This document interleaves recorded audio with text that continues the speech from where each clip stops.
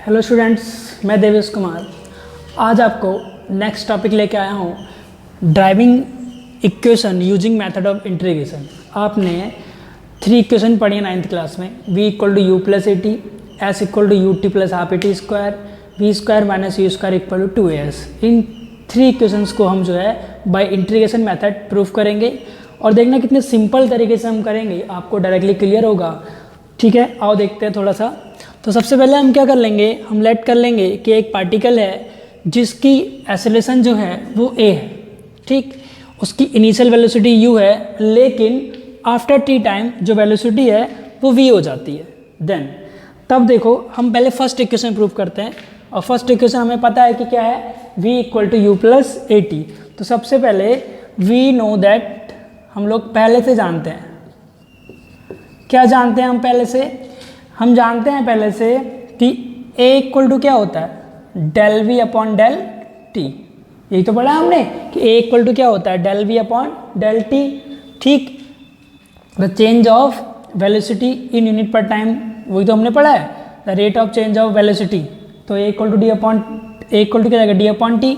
जैसे हम क्या करेंगे, a डी टी को इधर लाएंगे तो यहाँ क्या रह जाएगा, डेल वी, इस डेल टी को यहाँ ले आए।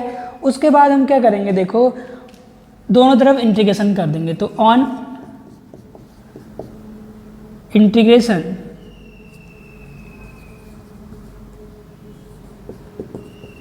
बोथ साइड, तो जैसे हम इंटीग्रेशन करेंगे बोथ साइड, तो इंटीग्रेशन कर दिया a d T equal to del v। तो देखिए यहाँ के t फिर t के रिस्पेक्ट में हो रहा है। तो स्टार्टिंग में जो टाइम था वो 0 रहा था, तो यहाँ 0 लिख लेंगे। उसके बाद टाइम कितना रहा था, t रहा था, तो यहाँ t लिख लेंगे। ठीक, ऐसी वेलोसिटी की बात करें, यहाँ वेलोसिटी के रिस्पेक्ट में हो रहा है, तो स्टार्टिंग में जो वेलोसिटी थी वो u थी, उसके बाद वेलोसिटी कितनी हो गई, v हो गई। ठीक, तो ये लिमिट लेना सीख गए। टाइम के रिस्पेक्ट में था तो टाइम के रिस्पेक्ट में लिमिट ले लिए, वेलोसिटी के रिस्पेक्ट में था तो वेलोसिटी के रिस्पेक्ट में ले लिए। क्लियर हो गई बात। अब इसके आगे करते हैं, देखिए तो a तो कांस्टेंट बाहर आ गया इधर, तो 0 टू t, ये हो जाएगा डी टी इक्वल टू, ये ऐसे रहेगा u v और डेल v। इसके बाद देखो बच्चों इंटीग्रेशन करते हैं। तो जैसे हम इंटीग्रेशन करेंगे तो a जो डेल टी है, तो याद रखना जो डेल x का इंटीग्रेशन होता है वो x होता है, x प्लस सी। ठीक है, और लिमिट लगी है तो c भी हट जाता है। आप 12th में इंटीग्रेशन अच्छे से पढ़ना, यहाँ पे मैं फॉर्मूला आपको बता देना, जहाँ जहाँ जरूरत पड़ेगी मैं बताते रहूँगा। तो डेल x का इंटीग्रेशन क्या हो गया, x हो गया। तो सेम यहाँ डेल t है, तो डेल t का इंटीग्रेशन कितना हो जाएगा, t, और लिमिट किया है 0 से t equal to, same del v का इंटीग्रेशन कितना हो जाएगा, v, और लिमिट किया है u से v तक।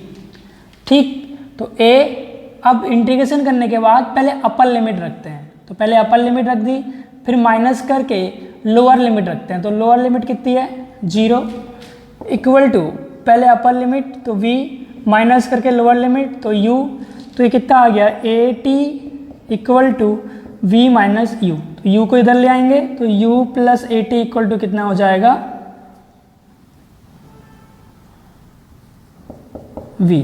तो यही हमारी फर्स्ट इक्वेशन थी, v equal to u plus a t. Clear होगी बच्चों बात। एक बार फिर से पूरा टॉपिक क्लियर करा रहा हूँ। सबसे पहले हमने क्या किया, सबसे पहले हमने एक पार्टिकल्स लिया जिसका एक्सेलरेशन a था।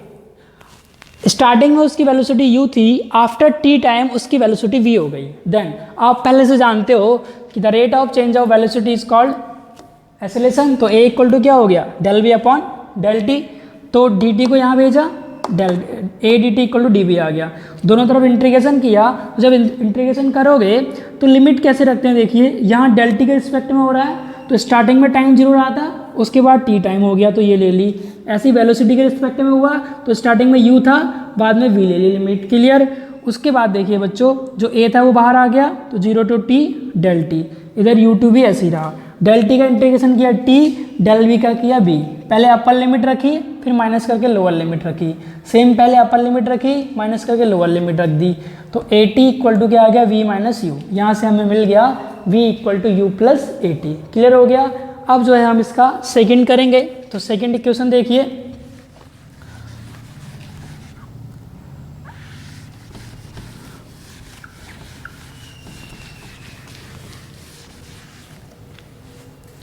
अब सेकेंड इक्वेशन में आते हैं।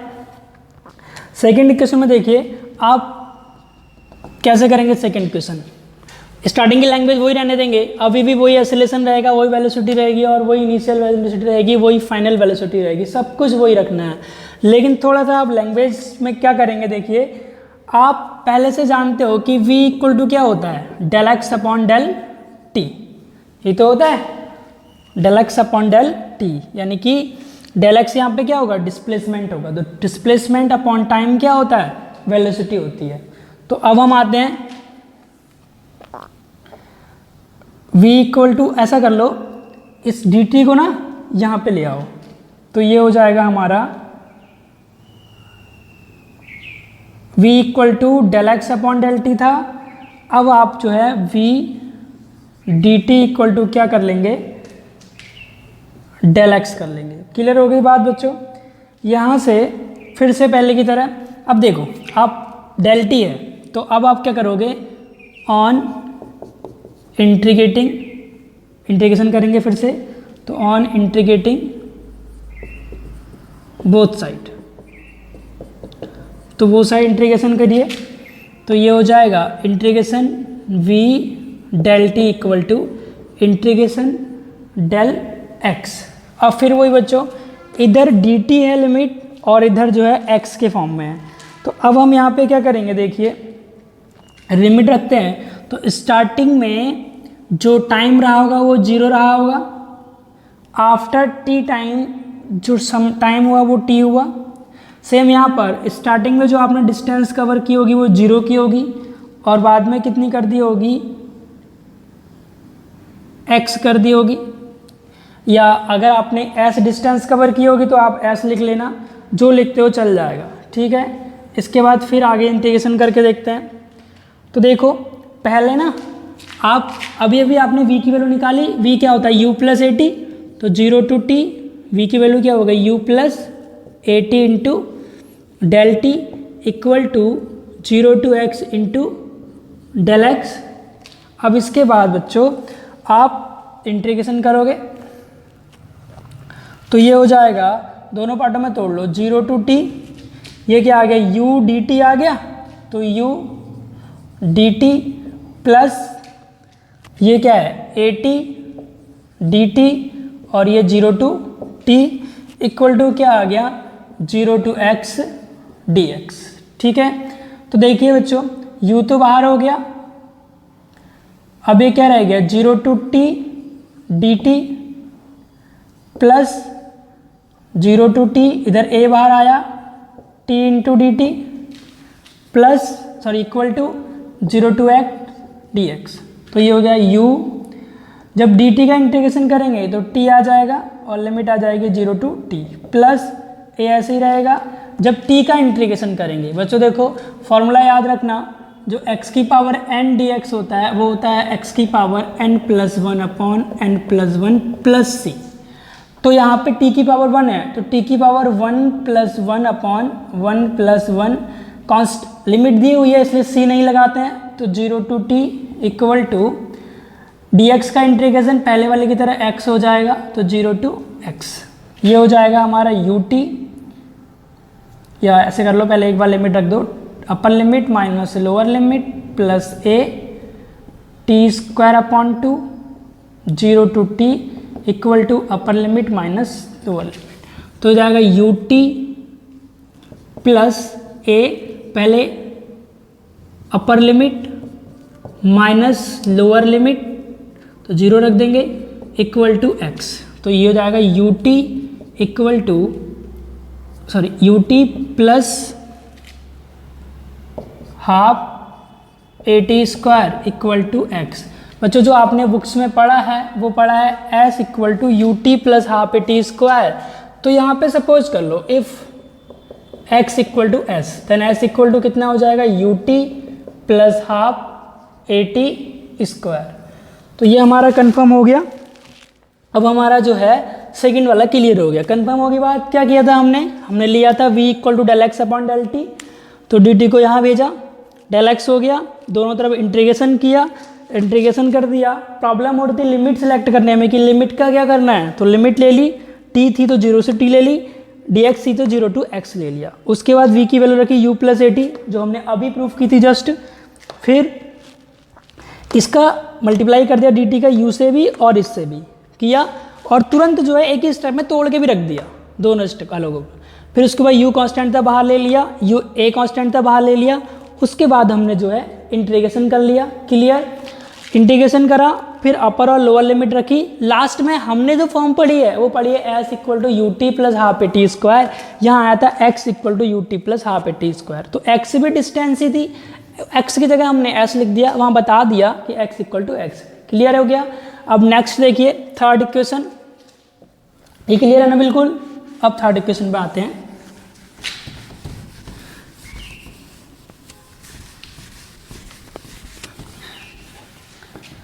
थर्ड इक्वेशन देखिए क्या कहती है, आप पहले से जानते हो कि a इक्वल टू क्या होता है, del b upon del t होता है, और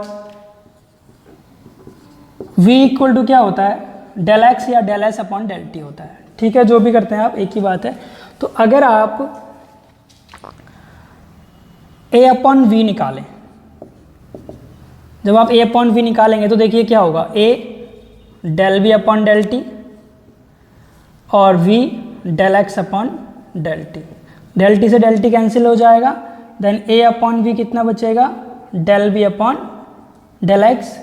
अब आप जो है इसका क्रॉस मल्टीप्लाई कीजिए, तो a into del x equal to कितना हो जाएगा, v इंटू डेल बी। अब इंटीग्रेशन कीजिए, ठीक है, यहाँ पे लैंग्वेज दे देना ऑन इंटीग्रेटिंग बोथ साइड। तो जैसे ही आप इंटीग्रेशन करेंगे तो ये हो जाएगा a del x equal to integration v del v।